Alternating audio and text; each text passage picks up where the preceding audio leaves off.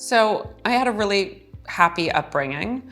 I'm one of 4 children. I grew up in a suburban town outside New York City. I was really sporty. I played every sport you could imagine as a child, and then got really into swimming. So swam competitively from the time I was 12 through to university. And then when I finished university, was still looking to, do some sports and got into running and ran a few marathons. But yeah, overall, my background was pretty normal in my opinion. Well, so I've always been pretty ambitious. When I finished university, I wasn't really exactly sure what I wanted to do. I thought I wanted to go into the restaurant industry, so I ended up working in a hotel in New York City, doing a management training program, and really quickly realized I wanted to go back to school. So I ended up moving to Paris and doing my MBA focused in hospitality, and was there for 3 years. And while I was there, I was living with someone that worked in fashion, and she brought me to my first fashion show, and that was it. I realized I wanted to be in fashion. So I headed back to New York, got a job in sales, working for a brand, and continued my career in fashion in sales, which brought me to London. I worked for a few brands, a few international brands, so Anya Heimarch, Bamford, and then ultimately went back to Michael Kors, based in London, working for the European business.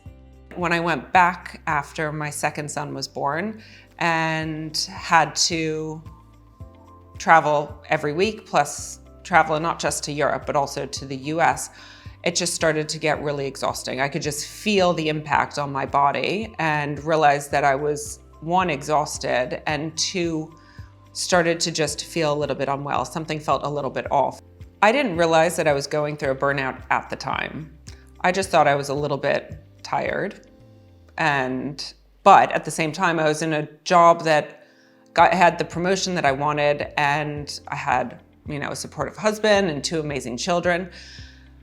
But then I got an immune issue that I didn't realize was an immune issue even because I didn't go to the doctor. It just was a chronic annoyance that just continued. And when I finally did go to the doctor, they did all the tests and they said, your immune issues, you're run down. And all of a sudden I realized that actually all of my travel and all of my focus on work was actually having a bigger impact on me internally. I also realized that it was, I'm in control of my own health and well-being. And so I looked at every aspect of my life.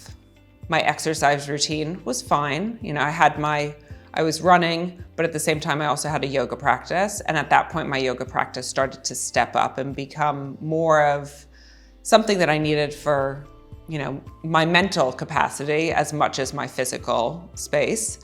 I looked at my diet. And even though I thought I ate healthily, there were certain things that I needed to adjust. So I did a lot of reading on the gut and realized there was a lot to do with the gut-brain axis. And so I started introducing some foods that were better for my gut. So more probiotic and prebiotic foods. I looked at my sleep, and this was like the game changer because I was someone that, was raised thinking you can sleep when you're dead. And being a competitive swimmer, I slept probably 5 hours a night. And then when I was traveling back and forth for my job, I would also have to get up at 5 in the morning, and then we might have dinner at night. And so I wasn't necessarily sleeping as much as I should. And when I did the research on sleep and realized that we all need 8 hours, I really started to prioritize sleep. Started meditating with an app. Sort of went through those moments of thinking I'm a crazy person living in my head because of all the thoughts that would come up. And then I just realized that actually the thoughts are thoughts and we can be with our thoughts. And so my meditation practice actually ended up being something that has been integral to my overall well-being. Okay, so my why really is rooted in my burnout. But there's other things that actually contribute to my why also.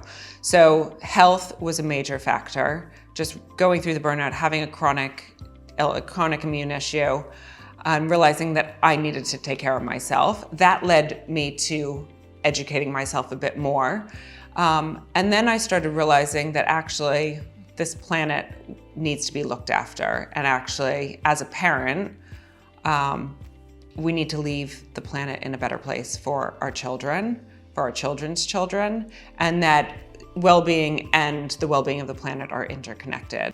Once you start thinking about yourself, once you start putting a little bit more emphasis on your own self-care, it does open you up to open your eyes, almost awaken you to realize that what's happening with you actually has an impact on other people. So there's this ripple effect of how my behavior, your behavior, can actually influence your immediate family, can influence your surrounding community, and then actually have a much broader impact on the rest of the world. The early days of change, they were a little bit intense, to be totally honest. Once I started learning about what I needed to do for myself, as well as the changes I could make for the planet, I took it all on board and I went full force. I was sort of on a mission to change everything at once, which was completely overwhelming. But I then found a few different coaches, teachers that really resonated with me. Started reading more, started listening to more podcasts, and ended up taking a course called Low Tox Life that was through Alex Stewart. She does coaching courses on helping people transition from living a life full of toxic chemicals to a more natural, sustainable lifestyle. So I ended up taking her course, and I really tried to take her motto on board: phase out, don't freak out. And so over time, I ended up being able to be a little bit more mindful about my changes. But at first, it was a bit overwhelming. Well, I started meditating because of my burnout, and I just really didn't feel like I was living in my own body, and I knew I needed to do something. And someone recommended meditating, and I just decided I'll give it a try. So I started meditating with an app. I used Calm at first, and I'd wake up 10 minutes earlier. I'd still have my time to do my yoga practice. I'd do the 10 minutes of Calm and go into my yoga practice. And it wasn't a change overnight, but I would say within a few months, one, I started to get used to the craziness in my head and realizing that I had all these thoughts and I was ruminating about a lot of things. Started to become a little bit more normal. I started to not react to those thoughts as much. And I started to feel a little bit happier. I realized I was a little bit more calm with my children. I was less moody. I was less gossipy. And starting to get back to my more positive, upbeat self. And after a few months of meditating, using an app, I realized that I wanted to do a more intensive course. So I ended up doing a Vedic meditation course with my husband, in fact. And we both set off on our meditation journeys, which is a little bit more significant. So meditated both in the morning and at evening. So 20 minutes in the morning and 20 minutes at night. Right when I was starting off, I decided that I wanted to make all the changes all at once. So for overnight almost, I basically stopped buying plastic and didn't want anyone in my house to bring in any plastic. I was throwing out all the candles I could find because they were one of the biggest contributors to chemicals within the house. We'll talk about this a little bit later in another film, but they have endocrine disruptors in them and so are unhealthy for the air. But I put in all these rules, bans, I should say. My biggest recommendation of how to go about these changes is don't do what I did. Don't try to do everything at once because it's overwhelming and it's not possible. I think the most important thing is to really connect with your why. You know, I know the reasons that I needed to make the changes and wanted to make the changes, and I connected with that. For you as an individual, for each person as an individual, it's important that they connect with their own specific why and really understand why they want to make these changes. And once you understand the reasoning, you're able to make longer term changes. The next thing is education. Really get educated on what's happening and be open to learning. Okay, so detoxing is about trying to limit the chemicals in your life, whether you ingest them, whether you put them on your body. The fact is, we cannot be 100% chemical free. So the first step is just realizing that low tox, lower tox is the priority, is the aim, not 100% detox, because you'll go crazy if you try to detox completely. Endocrine disruptors basically mimic the hormones that that contribute to our growth, fertility, metabolism, to name a few. And we need to be really mindful of those chemicals and making sure that those chemicals aren't in the products that we're using, because they will disrupt your internal systems. First, just taking note of how much waste you have. How much do you actually throw out on a weekly basis?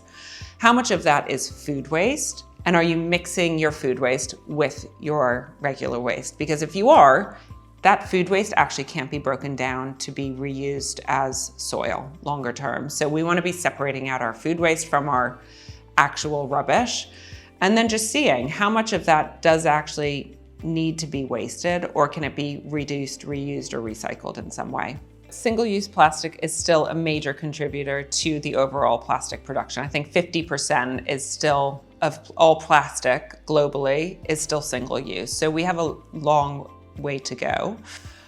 Some of the easy things that you can do are just starting to be a little bit more prepared. And make a few rules when you go out. So be prepared with a water bottle, be prepared with a keep cup for your coffee or for your tea, be prepared with cutlery, a cutlery set, or a bag that you can take your carrier bag. And then just make some commitments to yourself. So it's all well and good having those things, but if you forget it one day, what do? Do you still go buy your coffee? If you do, why not sit down and have the coffee instead of actually taking a takeaway cup? So make little rules. One of the rules I made for myself was if I forgot my keep cup, my coffee cup, I actually wouldn't let myself take a takeaway coffee. If I really needed the coffee, I'd sit down and enjoy it, or I just wouldn't have it at all. And those rules actually really kept me focused and committed. They helped me stay accountable to the things that I wanted to do. Food waste, I think the number one thing to do is start taking note of how much food you're actually wasting. So on a chart, whether it's with friends, whether it's family, almost make it a little bit of a challenge, but take note, make an actual list of the food that you are throwing out. And there's little things you can do. It's like, do you peel your vegetables? Do you peel your fruit? You actually don't need to. For some reason, we think we need to, but we actually don't. Do you top and tail your fruits and veg when you need to cook them? Again, you don't need to. Or you can keep those things and use them to make a stock, or use them for another recipe. Start room by room, like figure out where you're gonna have the biggest impact and start with that specific space. Maybe it's the kitchen, maybe it's your closet, maybe it's the bathroom, but it really depends on your specific, you as an individual. And then there's also low-hanging fruit. Like, are you carrying around a plastic water bottle everywhere? You don't need to do that. Have your stainless steel water bottle, always have it refilled. So you find the low-hanging fruit, focus on that, plus then the big picture. So start with that one room. And then once you've tackled one space, you can move on to the next space. But think of it in terms of your house. For anyone that's starting out, I think what's really important to realize is that your individual changes do make a difference. I mean, I could have started off thinking, I'm just one person and what does any of this matter, and just continue on my way. But actually, I committed to myself that, I was gonna make these changes, and actually it's influenced other people, and then they've influenced other people. So we have this ripple effect that when I make changes as an individual, they actually do have a much bigger influence within the immediate community and then more broadly. My top recommendations where to find information. Number one, Alex Stewart, The Low Tox Life. She has a book out called Low Tox Life, as well as runs courses, which are extremely informational. Podcast. I really like Liz Earle's podcast. I really like Jeff Krasno's podcast for Commune. But you'll find that one podcast leads to another, and you hear different guests and you'll figure out your way. Books, The Good Gut Guide by Liz Earle is a great one. It's more for your immune system and physical health. and David Attenborough. Watch everything from David Attenborough.